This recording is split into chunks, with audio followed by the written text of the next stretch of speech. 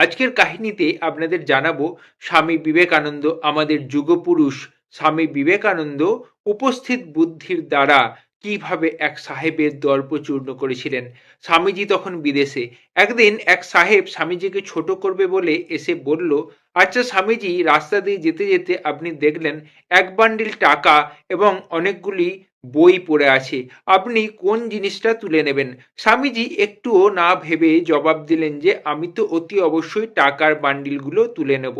তখন সেই সাহেবটা দম্ভ ভরে বলল, আচ্ছা মূর্খ লোক তো আপনি, আপনি ওই বইগুলো না নিয়ে টাকাগুলো নেবেন? আপনি কি এতটাই মূর্খ? কারণ আপনি তো বইগুলো নিতে পারতেন, সেটাতে তো আপনার জ্ঞান হতো।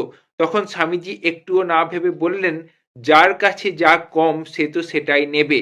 আপনার কাছে জ্ঞান কম আছে তাই জন্য আপনি বইগুলো নেবেন, আর আমার কাছে টাকা কম আছে তাই জন্য আমি টাকাগুলো নেব।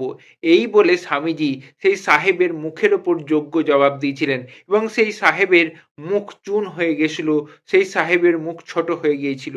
এইরকমই আর একদিন ওই সাহেব স্বামীজির সঙ্গে খেতে বসে ইচ্ছা করে বললেন, একই টেবিলে একসঙ্গে একটা শুয়োর আর একটা পাখি খেতে বসেছে।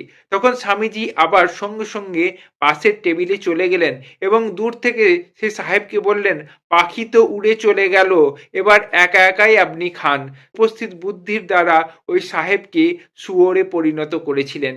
এই রকমই ছিল স্বামীজির উপস্থিত বুদ্ধি এবং এইভাবেই তিনি বারবার ইংরেজ সাহেবদের মুখের ওপর যোগ্য জবাব দিয়েছিলেন। এরকমই আরো একদিন বিদেশে স্বামীজি যখন ছিলেন, তখন একবার কি হয়েছিল না, গীতার ওপর বাকি যে সমস্ত ধর্মগ্রন্থ আছে সেই ধর্মগ্রন্থগুলোকে রাখা হয়েছিল এবং স্বামীজিকে দেখিয়ে বলা হয়েছিল, কোথায় আপনার গীতা? দেখুন, সবার শেষে সবার নিচে পড়ে আছে আমাদের শ্রীমদ্ ভগবত গীতা। তাই জন্য এই গীতাকে না পড়লেও হবে, আপনি বরঞ্চ অন্যান্য ধর্মগ্রন্থগুলো পড়ার দিকে মন দিন। তখন স্বামীজি একটুও না ভেবে জবাব দিলেন, আপনারা কি এতটাই বোকা? দেখুন, গীতা সবার নিচে আছে। গীতার সেই ভার আছে যে সমগ্র বিশ্বকে বহন করতে পারবে। গীতার সেই ভার আছে বলেই পৃথিবীতে আর যে সমস্ত ধর্মগ্রন্থগুলি আছে সেই ধর্মগ্রন্থগুলির ভার নিঃশব্দে নিঃসংকোচে বয়ে নিয়ে চলেছে। অন্যান্য কোনো ধর্মগ্রন্থের সেই ক্ষমতা নেই গীতার ভার গ্রহণ করার। তাই জন্যই তো গীতা নিঃশব্দে নিঃসংকোচে একদম অবলীলায় অন্যান্য ধর্মগ্রন্থগুলির ভার সবার নিচে থেকেও বহন করে চলেছে, কারণ গীতাই হচ্ছে সবার উপরে।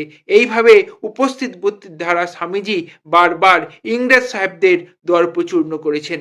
তাই জন্যই বলি, স্বামীজিকে পড়ো, স্বামীজিকে পড়লেই সব কিছু পড়া হয়ে যায়। রবীন্দ্রনাথ ঠাকুর বলেছেন, তুমি যদি ভারতকে জানতে যাও তাহলে অতি অবশ্যই স্বামী বিবেকানন্দকে পড়ো। স্বামী বিবেকানন্দকে পড়লে সমগ্র ভারতবর্ষকে জানাটা তোমার এমনি এমনি হয়ে যাবে।